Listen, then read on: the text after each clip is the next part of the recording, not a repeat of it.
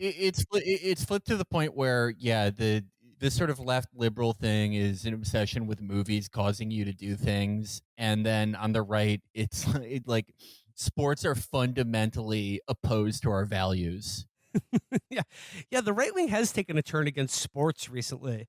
They're like, yeah, like watching sports is like cucking yourself because they're anti-white or something, or like, yeah, that it's like it's white men sort of like offloading their feelings of power and prowess onto to non-white men who are competing at the highest levels of athletics.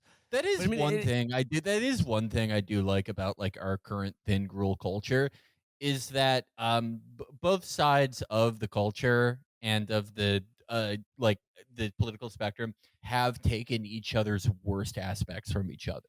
Like the both like the thing like not worst aspects, but things that make them the most annoying. no, like the right wing is doing. Oops, is there a Sporbs ball on now? Yeah, no, Because there's an ascendant like soy right. There's like a like a censorious like liberal left. It is a great new future.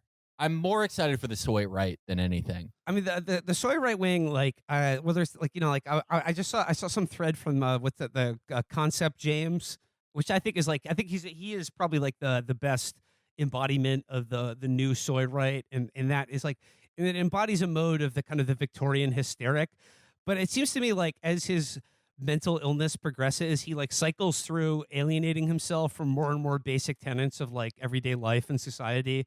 Like he was saying that Christianity is like too cucked to, do a top down remake of everything, and then he said most states are too, and I just like it's this process of like further alienating yourself from like just things that were once taken for granted because you think that they've become politicized in a way that's untenable to you. Eventually, he is going to convert to Wahhabism, which they all are. I really do think on a long enough timeline, they all have to eventually take the green pill of Islam. I don't think it's Wahhabism. I think he's getting like groomed into Nexium as a 41-year-old man. Dude, that shit is Have you insane. seen that? That shit is insane. Yeah, he's hanging out with like a Nexium cult member who's like recruiting people. That's what's really happening. I want to see his brand. And yeah, no, exactly. He got his balls branded by fucking what's that guy's name? Like Callie from from Battlestar Galactica. And the weird thing about that is like, I mean, like obviously, like it's the obvious hypocrisy here is that Concept James is like the number one proponent of like this grooming. Everyone's a groomer now, except for I don't know members of Keith Raniere's literal grooming sex cult. But yeah, like I don't know, but like Matt, like to your point about like how like it's a function of like that nobody believes in politics anymore. But like, do you think that ties in with what we were talking about earlier about how all the best artists no longer make movies about the present? Yeah, is that like it's just the only thing that like is sort of pleasing or interesting to depict, or that can have meaning communicated through it, is stories about the past in some way, because nobody really there's nothing in the present moment to sink your teeth into. Yeah, everything is on its surface. Everything. There is no subtext to anything. It's been totally dissolved. Depth metaphor has been annihilated. So what are you supposed to tease out? Everyone just says explicitly what they're thinking about everything, because there is this social media hive mind where they go and participate and then bring that back with them and like synthesize their thoughts so that everything is a commentary on itself. There's nowhere for you as someone who's trying to, evoke to anchor yourself. Just to round out this article here, it says the far right also engages in more in-depth forms of movie commentary via YouTube videos and podcasts. Far right figureheads Richard Spencer and Mark Brahman host a podcast that conducts 90-minute analyses of movies such as Tenet, GoldenEye, and Midsummer, parsing their supposedly hidden meanings, often through a male chauvinist and anti-Semitic lens. Midsummer, which deals with Scandinavian folklore in the present day, did not go down well.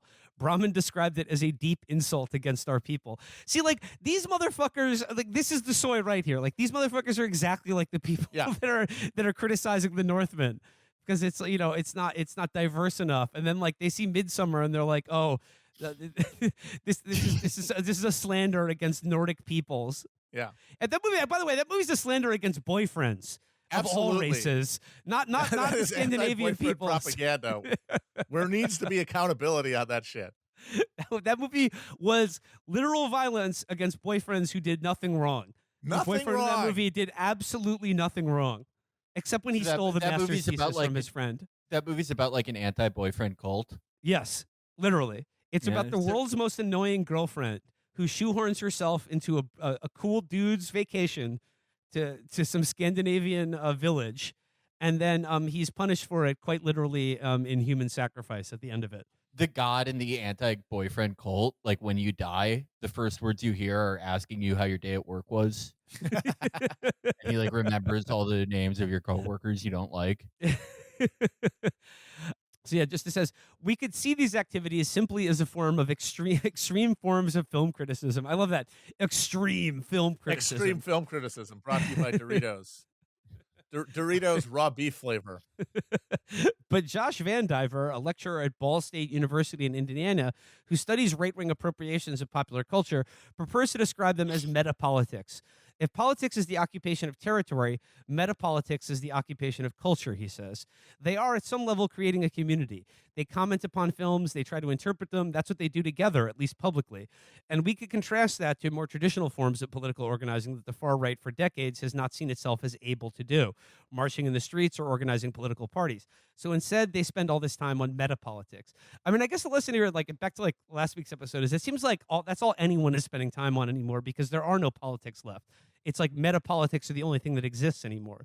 So that's why we like need to investigate and parse culture to the extent that is now being demanded of us. And that's why people really believe with a straight face that like the Twitter left liberal like consensus hive mind is the actual ruling class of America, because it's the only place where they actually like engage with any kind of power, like the power of social exclusion, whereas everything else has been algorithmically alienated from any kind of human interaction.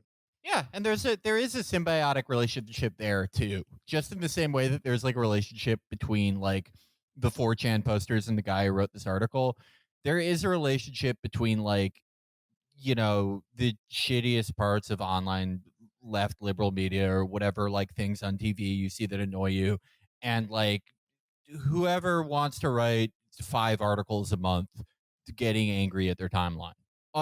Both sides of this like completely need each other.